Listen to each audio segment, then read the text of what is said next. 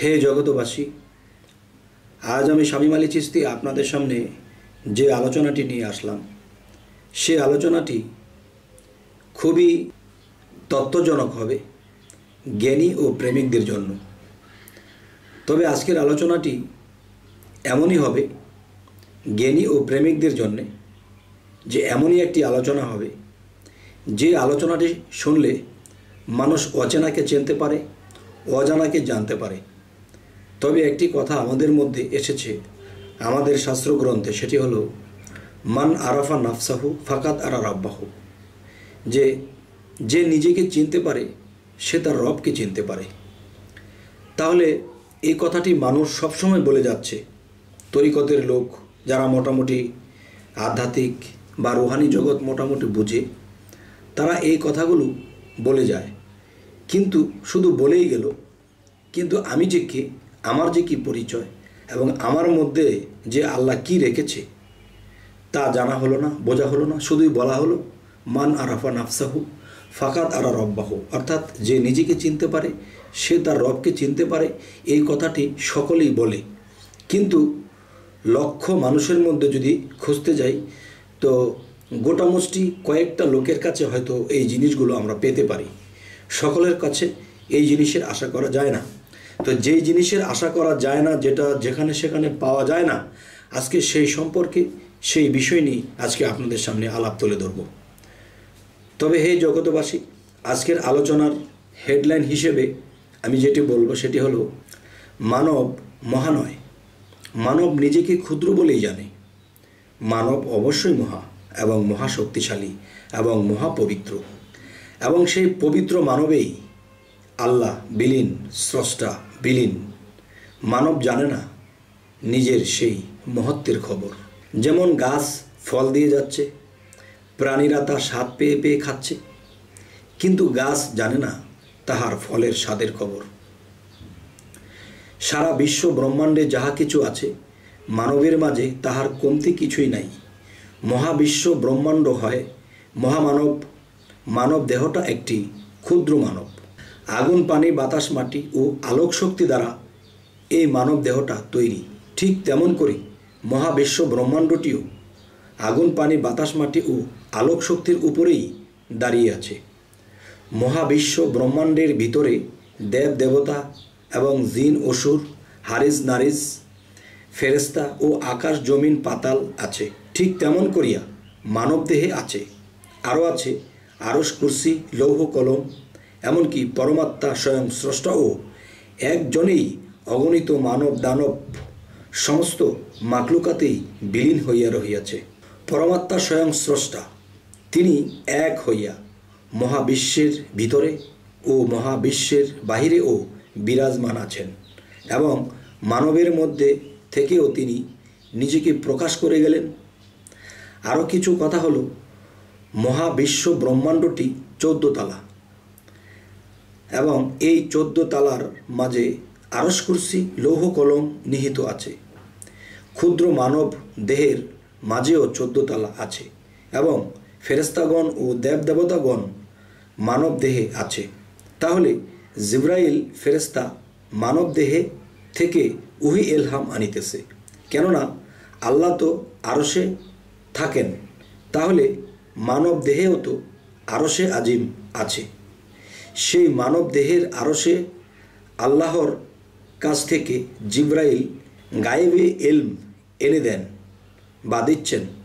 মহাবিশ্বের আরশে আজিম থেকে উহি এলহাম আনিয়া দিতে হয় না। সকল মুমিন ব্যক্তির কালবে যদি আল্লাহ থাকেন, তাহলে জিবরাইল এত কষ্ট করিয়া সেই মহাবিশ্বের আরশে যাওয়ার কি দরকার? আল্লাহ মানুষের মধ্যেই সকল কিছুর ব্যবস্থা রেখেছেন। তাহলে মহামানব এর ভিতরে স্রষ্টা আছেন এবং বাহিরেও আছেন। এখানে স্রষ্টা নিরাকারেই আছেন, মানবের মাঝে স্রষ্টা আকারে আসিয়া গেলেন। একটি মানব এই পৃথিবীতে ক্ষুদ্র হইয়া আছে, কিন্তু সেই মানুষটি জানে না যে সে যে মহা। কিন্তু সেই মানুষটি জানে না যে সে যে মহা, বা এই ক্ষুদ্র মানুষটির ভিতরে যে মহান স্রষ্টা পরমাত্মা রূপে লুকাইয়া রহিয়াছে। যেমন একটি যুক্তি, এক ব্যক্তি রিক্সা বা ভ্যান চালায়, কিন্তু দেখা যায় তিনি কোনো বাসা বাড়িতেও কাজ করে চলে খায়। অনেক কষ্টে তার জীবন চালাতে হচ্ছে, কিন্তু দেখা যায় এই ব্যক্তিটির নামে কোটি কোটি টাকার ব্যাংক ব্যালেন্স রহিয়াছে, 200 একর জমিও আছে, কিন্তু লোকটা তাহার খবরও জানে না। আর জানে না বলেই তিনি দিন মজুর করিয়া কষ্ট করে চলিতেছেন। তাহলে কোনো উছিলায় বা কোনো মানুষের উছিলায় তিনি একদিন জানতে পারলেন যে তিনি এত সম্পদের মালিক, লক্ষ লক্ষ কোটি টাকার মালিক, ব্যাংক ব্যালেন্স, মিল, ফ্যাক্টরি, কারখানা এবং জমি, একর একর জমি, কত শত শত একর একর জমি। আমি বুঝাইতে চাই, মানবের মধ্যেই যে পরমাত্মা স্বয়ং ব্রহ্ম বা ঈশ্বর বা আল্লাহ লুকাইয়া রহিয়াছে, তাহা মানুষ যদি কোনো মানুষের বা কোনো কামেল পীর আউলিয়া বা কোনো মনি ঋষি বা কোনো সাধু বা কোনো সাধকের কাছে যাইয়া জানতো যে কিভাবে পরমাত্মা মানুষের মাঝে লুকাইয়া আছে, তাহলে এই কায়দা কৌশল একজন কামেল পীর আউলিয়া দিতে পারে।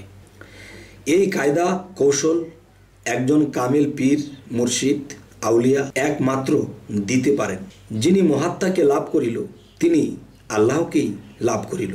বলতে চাই, সকল সৃষ্টি আল্লাহকে মানে, তাহলে পরম আত্মাকে যে লাভ করল, এই সৃষ্টি জগৎ যদি আল্লাহকে মানে, আবার বলছি, এই সৃষ্টি জগৎ যদি আল্লাহকে মানে, তাহলে ওই ব্যক্তিটিকেও সকল সৃষ্টি জগৎ মানবে।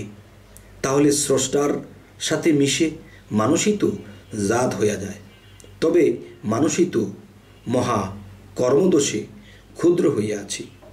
হে জগতবাসী, আমরা এই পৃথিবীতে মানব জন্মে যখন এসেছি তখন কিন্তু আমরা বুঝি না।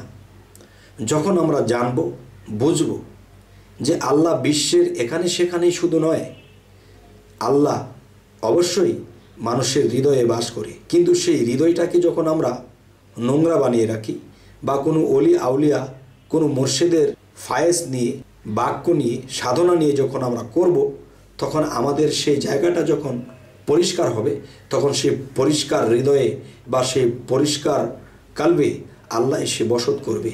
তখন আল্লাহ যদি আপনার আর আমার কালবের মধ্যে বিরাজ করেন, বসেন, তখন কিন্তু আমার চক্ষু দিয়ে তখন আর আমি দেখব না, আমার মুখ দিয়ে তখন আর আমি কথা বলবো না, তখন যা কিছু করার তিনিই করবেন। তখন কি হব? তখনই একজন মানুষ মহাপুরুষে পরিণত হয়। তবে আজকের যে আলোচনাটি, এই আলোচনাটি যা বোঝানো হলো, সেই কথাগুলো হলো কি, যে আমরা এই পৃথিবীতে মানব জন্ম পেয়েছি, আল্লাহর কাছে লাখো কোটি শুকরিয়া। এখন আমরা যেন এই পৃথিবী থেকে নিজেকে পবিত্র করি এবং সেই মহান স্রষ্টার সাথে একাকার বিলীন হয়ে যেতে পারি। তখন কি হবে? তখনই তো বলা হয়েছে, আল্লাহ কোরআনে বলেছে, আমাকে দুঃখ, কষ্ট, নিদ্রা, আহার আমাকে কোনো কিছুতে গ্রাস করতে পারে না, আমি মহাশান্তিময়, আমাকে কোনো খারাপ প্রভাব আমাকে গ্রাস করতে পারে না। তাই আমি বলবো, হে জগতবাসী, অবশ্যই আমরা একজন কামেল মুর্শিদের কাছে যাইয়া নিজেকে চিনে নেব এবং আমরা সেই সাধনার মাধ্যমে নিজেকে পবিত্র করে সেই মহাশক্তির সাথে বিলীন হয়ে যাব। তখন আল্লাহ যে কথাগুলো বলেছে সেই জিনিসগুলো আমার মধ্যে এসে যাবে, তখন দুই মিলে একাকার। হে জগতবাসী, আজকের এই আলোচনার মূল এই বিষয়গুলো বোঝানো হলো। আপনাদের কাছে কেমন লাগলো অবশ্যই আমাদেরকে জানাবেন এবং আমরা এ ধরনের আলোচনা কি আরও দেব এবং কি না দেব তা আমাদেরকে অবশ্যই জানাবেন। তো সকলে ভালো থাকবেন, আমাদের চ্যানেলটিকে সাবস্ক্রাইব করে আমাদের পাশেই থেকে যাবেন, এই বলে রাখছি। আল্লাহ হাফিজ।